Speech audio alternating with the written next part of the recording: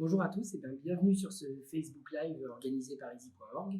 Donc nous sommes aujourd'hui ensemble pour parler des aidants. Je suis accompagné de Catherine Sanchez qui va se présenter dans quelques instants.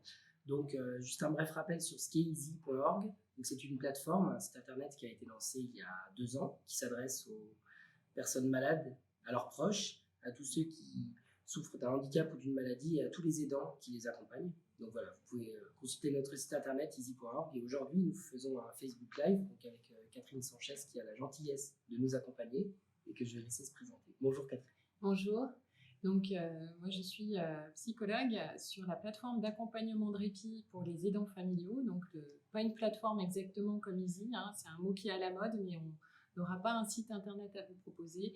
On est surtout à même de vous recevoir pour des conseils, une orientation, un accompagnement donc sur le territoire du Nord Dauphiné. La plateforme d'accompagnement de répit pour les aidants familiaux, c'est une équipe, donc moi et puis 2 infirmières à hauteur de 90%. C'est un service adossé au groupement hospitalier Nord Dauphiné pour soutenir ceux qui soutiennent, c'est-à-dire soutenir les aidants, en sachant que le mot aidant n'est pas toujours bien identifié pour ceux qui sont dans cet accompagnement d'un proche de plus de 60 ans. C'est le cœur de notre pratique au sein d'une filière gérontologique. On essaye vraiment de faire en sorte de les aider à ne pas perdre pied, de poursuivre leur mission dans les meilleures conditions, notamment les mettant en lien avec des ressources existantes qu'ils auraient pu méconnaître aussi. Alors vous êtes référente de cette plateforme, vous accueillez des personnes en fait de quel âge? Est-ce que c'est une cible d'âge en particulier ou est-ce que c'est des personnes, j'allais dire, toutes générations confondues? Alors, en ce qui concerne les aidants, c'est toute génération confondue. Mais la mission de cette plateforme d'accompagnement de répit, donc, qui est adossée au groupement hospitalier Nord Dauphiné, c'est de s'inscrire dans une filière gérontologique. Donc, la personne aidée, elle a plus de 60 ans. Par contre, l'aidant, il peut avoir juste la vingtaine ou plus de 90 ans, puisque on peut être l'aidant de son enfant de 70 ans, comme on peut être l'aidant de son grand-père. Voilà, c'est très varié. D'accord, très bien. Alors on avait reçu du coup une première question en amont de ce Facebook Live. C'était quelqu'un visiblement qui gardait, alors sûrement il nous a pas précisé, mais sûrement son père ou sa mère chez lui, du moins une personne âgée, et qui nous interrogeait en fait sur le caractère difficile. Comment faire quand le caractère de la personne qu'on garde et du coup avec laquelle on a sans doute un lien de parenté, comment faire quand ce caractère devient difficile et peut-être difficile à gérer pour la personne qui aide? Alors, cette question, elle ouvre sur un champ qui est très très important parce que l'idée d'un caractère qui devient difficile, est-ce qu'on est dans une confrontation avec une pathologie qui serait en train de progresser de manière sournoise? À ce moment-là, ça pourrait être de permettre à cet aidant de s'orienter vers un accompagnement de l'ordre du soin, c'est-à-dire que peut-être il s'agit d'une maladie neurodégénérative, on ne sait pas. Mais voilà, il y aurait une orientation peut-être de ce point de vue-là. Ça peut être aussi un caractère qui devient difficile, mais comme n'importe qui peut avoir un caractère difficile si on se mêle de ses affaires et si on se mêle de manière plus ou moins judicieuse de ses difficultés. L'aidant qui viendrait faire le point avec moi, eh bien on essaierait de détricoter un petit peu cette émotion pour voir par quel bout différent prendre cette situation et trouver du répit. En l'occurrence, ça pourrait être aussi d'organiser différemment, par exemple, les aides à domicile. D'accord, très bien. Écoutez, on espère qu'on a répondu à la question de la personne qui nous avait contacté. Oui, parce qu'elle est vraiment très vaste. Elle est vaste, effectivement. Est-ce que justement, ce qui nous a surpris, nous, en amont, quand on a construit le Facebook Live aussi, c'est qu'il y avait peut-être des personnes qui, justement, restaient assez vastes. Peut-être, est-ce qu'il y a une difficulté à s'exprimer ou à poser des questions précises ou à parler de sa situation quand on est aidant? Parce qu'on sait qu'il y a beaucoup de personnes qui sont concernées, mais toutes ne le savent pas, en fait. En fait, c'est ça, déjà. C'est avant de poser une question en tant qu'aidant, il faudrait pouvoir se reconnaître comme tel. Bien sûr. Et même si dans la législation, le terme a évolué, on ne parle plus d'aidants naturels, mais d'aidants familiaux, n'empêche que souvent pour les personnes, elles partent du principe que ce qu'elles font, c'est normal. Si elles sont fatiguées, ben oui, c'est comme n'importe qui. Enfin, et finalement, cette notion d'aidant, elle n'est pas toujours facile à être identifiés parce que aussi on voit des aidants, je fais le geste en même temps, hein, qui se replient sur cette mission. Souvent, à force de difficultés, il y a encore un repli plus important. Et une autre difficulté va être celle de recourir à du soutien, tout simplement parce qu'ils déjà, ils ne se doutent pas qu'ils pourraient en avoir. Il n'y a pas très longtemps, j'ai donné une conférence. La conclusion d'une personne, c'était de me dire « Ah bah finalement, quand je vous entends, il aurait fallu que j'ose. » Ben oui, le verbe « oser », c'est peut-être ça souvent qui mériterait d'être conjugué chez les aidants familiaux, c'est qu'ils n'osent pas dire qu'ils n'en peuvent plus et ils ont peur d'être jugés sur le fait que en tant que fille ou en tant qu'époux, ils n'en peuvent plus. Ben, oui, c'est vrai que à certains moments, il peut y avoir même des phénomènes de honte qui va entraver le fait de recourir à un soutien. D'accord, très bien. On passe à la deuxième question qu'on avait reçue de la part de Rosalie, qui nous demandait comment on faisait pour s'échapper, pour souffler. Et elle parlait de garder l'équilibre. Alors, pareil, elle a été assez évasive, Oui. savoir si elle gardait ou pas un proche. Mais voilà, comment on fait justement pour respirer de temps à autre, avoir finalement un peu de temps pour soi? Oui, alors la notion de répit, hein, qui est sous-jacente à cette question, elle se niche à plein d'endroits de la mission d'accompagnement et elle peut avoir des valeurs très différentes.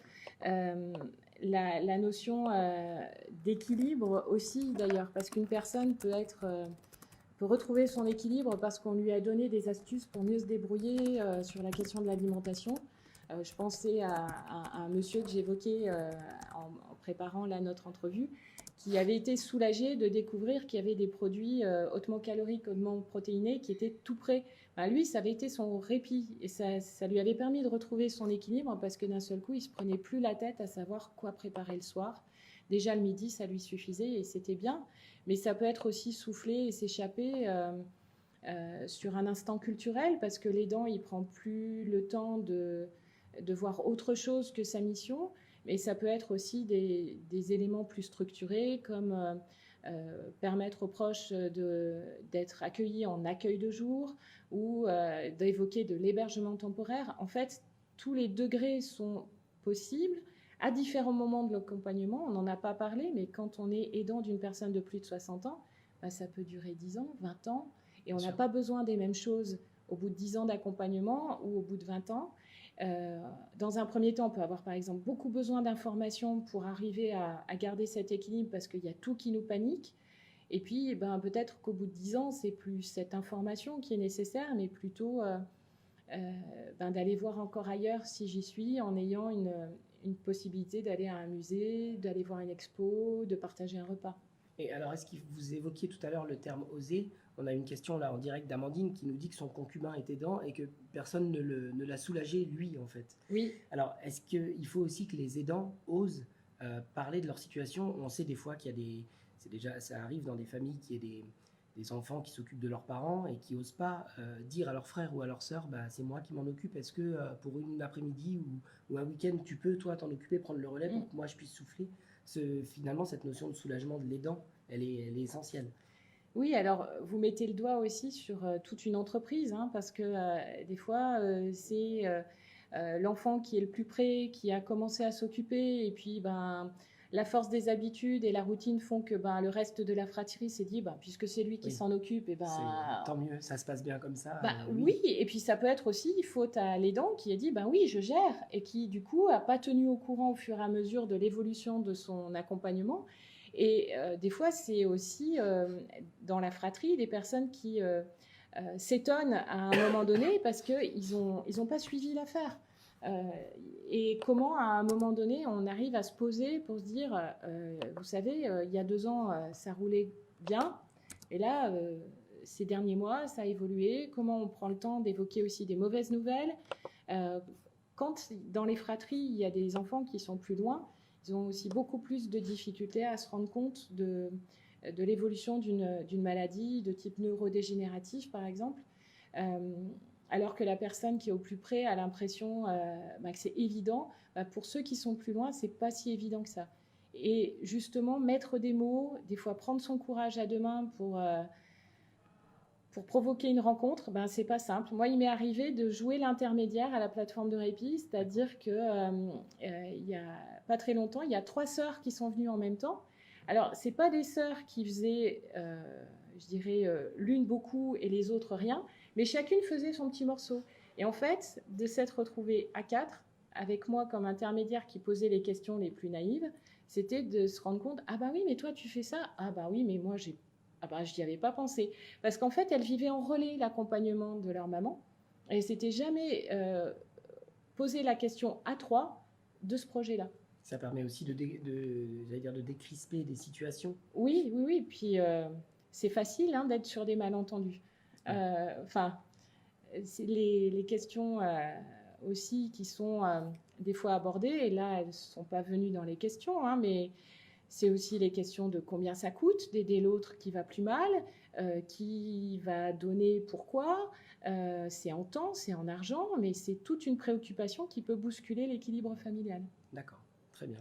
On a une nouvelle question sur le live en direct d'une personne de Fleurs qui nous demande s'il existe des lieux de vacances pour aidants et aidés.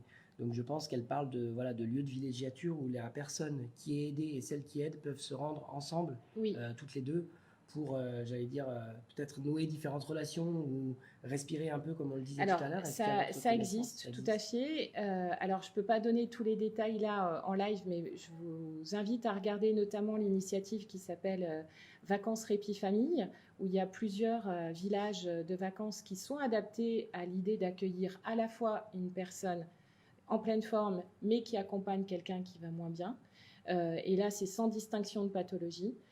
Si je fais cette précision, c'est parce qu'on peut aussi aller sur des lieux de vacances, par exemple avec France Alzheimer, qui a une très belle expérience sur des séjours vacances aidants-aidés, avec notamment des bénévoles qui vont soutenir ce temps-là, en permettant par exemple un temps dédié à l'aidant, pendant que la personne malade, elle est prise en charge.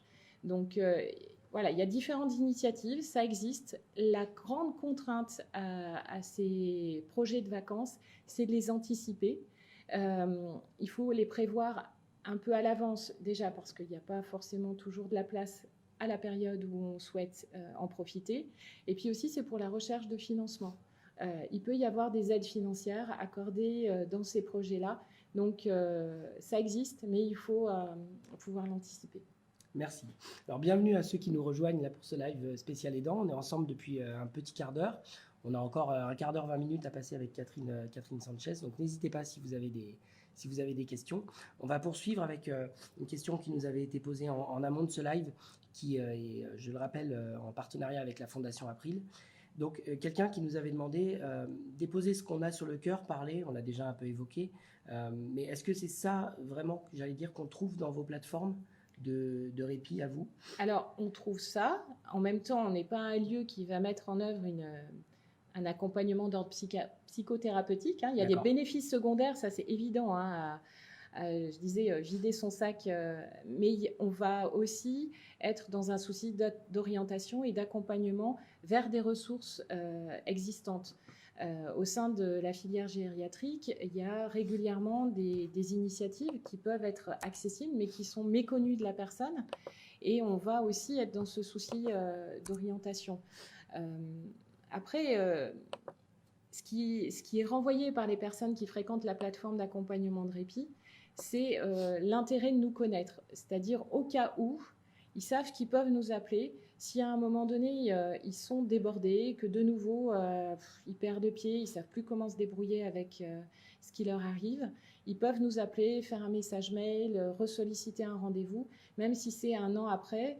Ça va être ça, je dirais, aussi l'avantage d'une plateforme. C'est qu'on a cette disponibilité. D'accord. Et au niveau, j'allais dire, même si c'est compliqué, un profil d'aidant, est-ce que depuis plusieurs années que vous gérez cette plateforme-là, est-ce que vous avez vu une évolution des aidants, peut-être dans leur typologie ou pas, ou est-ce que c'est vraiment des publics variés et c'est compliqué de voir une évolution ou pas là-dessus? Alors, l'évolution, elle est compliquée pour moi à prendre en compte parce que c'est un service qui est méconnu. Donc, je dirais qu'il y a un biais aussi par le biais le biais, c'est les personnes qui nous adressent les aidants. Mais globalement, ce dont je me rends compte en termes d'évolution, c'est la plus grande facilité à nous solliciter en direct, parce que il y aura eu un surf sur Internet et je ne sais trop comment on trouve notre numéro, et puis voilà, ça va être suite, par exemple, à un Facebook Live que le petit-fils a vu, et il dit à son fils, tu pourrais peut-être nous appeler. C'est ça que je vois comme évolution, c'est-à-dire des trajets de communication qui sont des fois tellement nourris qu'on ne sait plus trop quelle est la première personne qui leur en a parlé. Mais ils arrivent vers nous et on va faire en sorte de parcourir un bout de chemin ensemble. Très bien.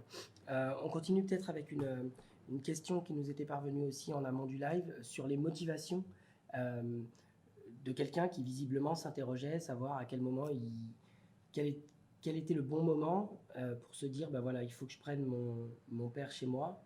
Est-ce que c'est une bonne idée? Est-ce que c'est une mauvaise idée? Qu'est-ce qui doit me motiver à me dire, allez, ça y est, je franchis le pas? Alors, déjà, il n'y a pas de bonne ou mauvaise idée. Le plus important, c'est que ça soit un projet. C'est-à-dire que ce ne soit pas, à un moment donné, une émotion qui fait que là, c'est plus possible, il faut qu'il vienne à la maison et ça se décide, hop.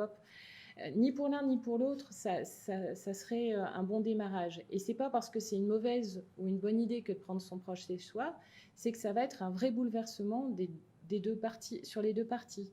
C'est-à-dire qu'une je sais pas moi, une vieille dame, parce que c'est ce qu'on suppose là dans cette question, de 80 ans, oui, elle est peut-être en difficulté à la maison, mais est-ce qu'elle a vraiment envie de quitter son domicile, son réseau social, ses habitudes pour aller chez son enfant?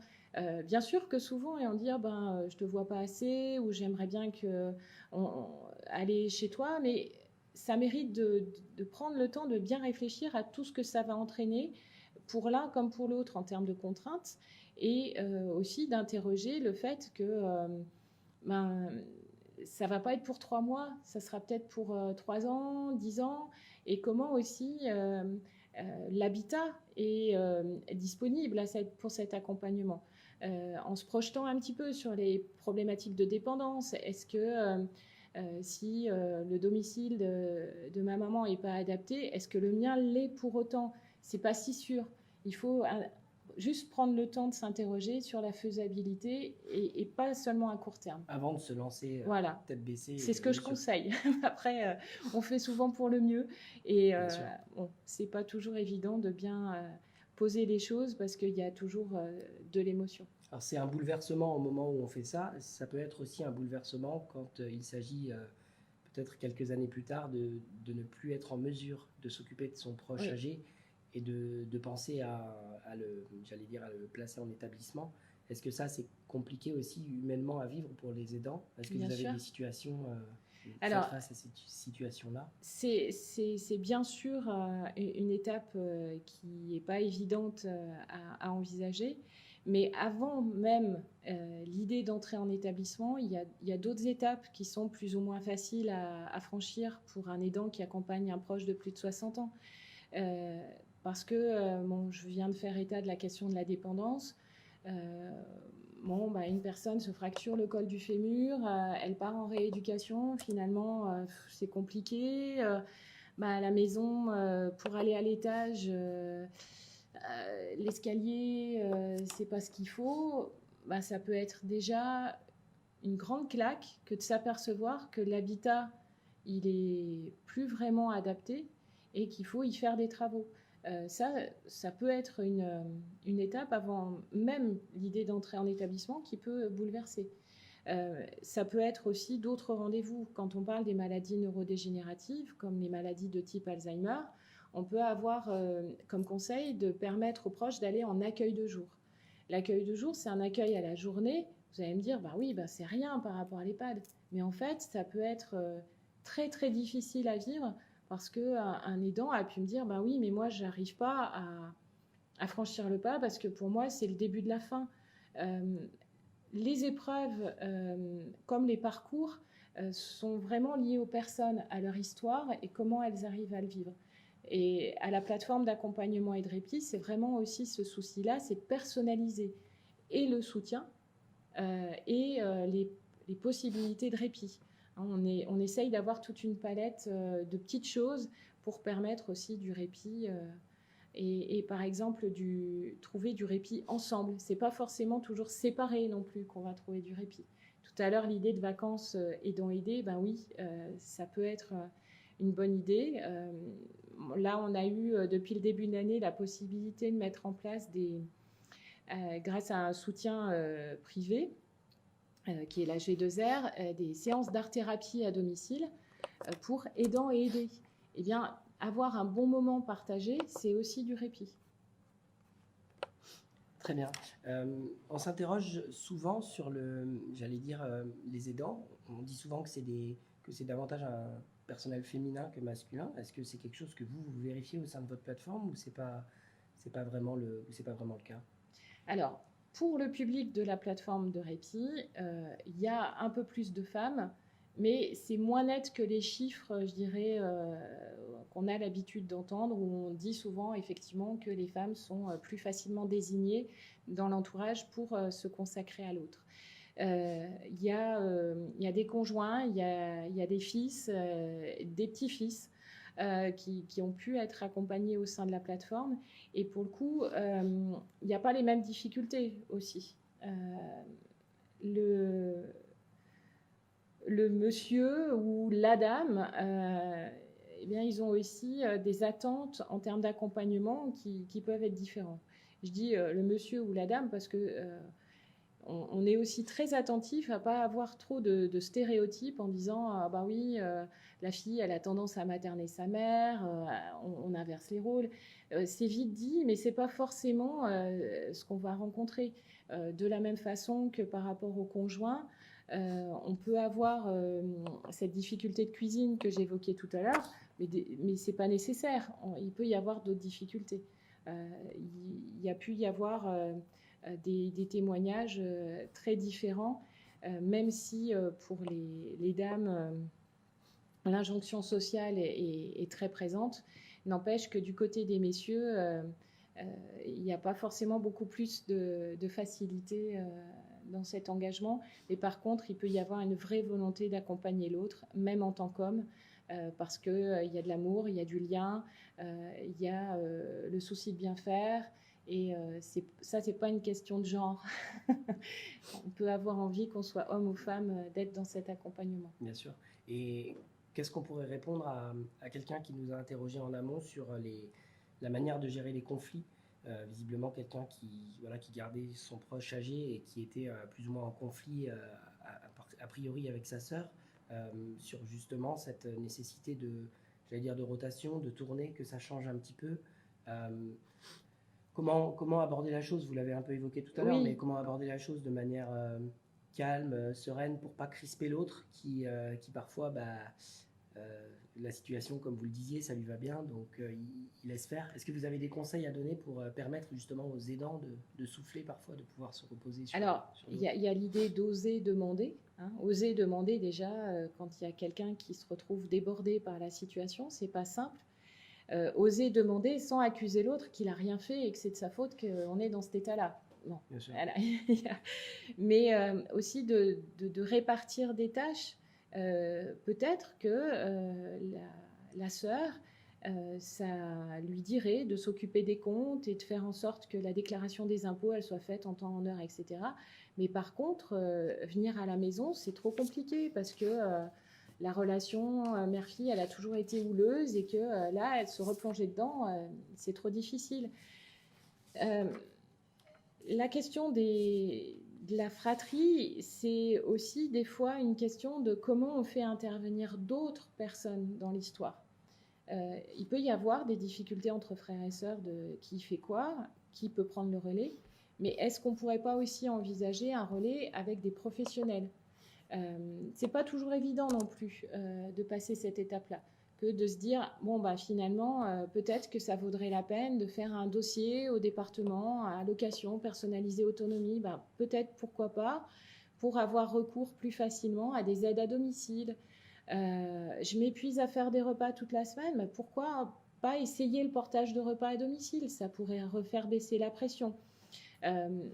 Cette idée de faire intervenir des ressources extérieure, ça peut aider aussi à ce que la relation entre frères et sœurs reste une relation de fratrie et pas une relation de qui fait quoi et juste de savoir qui fait le mieux, quoi. Hein, il faut trouver en tous les cas, encore une fois, suivant les situations, des idées pour que ce soit plus harmonieux de leur côté, mais aussi du côté de la personne aidée, parce que là, on en parle peu, mais n'empêche que des conflits au sein de la famille, il faut aussi entendre comment la personne qui est aidée, elle va le vivre, comment elle va le ressentir. Et elle-même, elle a peut-être des attentes, elle a peut-être envie que justement ce soit ni son fils, ni sa sœur, ni son frère qui s'occupe de ça. Elle a peut-être envie justement que son fils, il vient juste pour lui rendre visite et partager un goûter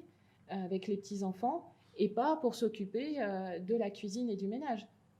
Il faut aussi prendre en compte l'envie. La volonté de la personne aidée, tout à fait. Ça peut être un bon moyen d'ailleurs pour faire en sorte que les uns et les autres, on arrive à se causer. Alors, on attaque les 5 dernières minutes de notre Facebook Live spécial aidant. Une question qui nous avait été posée également en amont de ce Facebook Live, c'est est-ce que vous évoquiez tout à l'heure toutes les contraintes matérielles que pouvait représenter l'accueil d'un proche chez soi. Est-ce que du coup, ça veut dire que des fois, il faut entre guillemets, s'interdire de le faire? Est-ce qu'on peut en avoir très envie et puis finalement se décourager en se disant bah, c'est une tâche que j'arriverai pas à assumer? Alors, ça, c'est compliqué de répondre parce que c'est pas forcément sur une notion de courage. Ça peut être, je l'évoquais rapidement tout à l'heure, une question d'adaptation du logement. Est-ce que c'est pas cette contrainte-là qui peut aussi faire en sorte que ce projet n'est pas adapté et pas sur une notion de puisque je veux, je peux, c'est pas aussi simple que ça. Et puis surtout, vous disiez, est-ce qu'il faut s'interdire?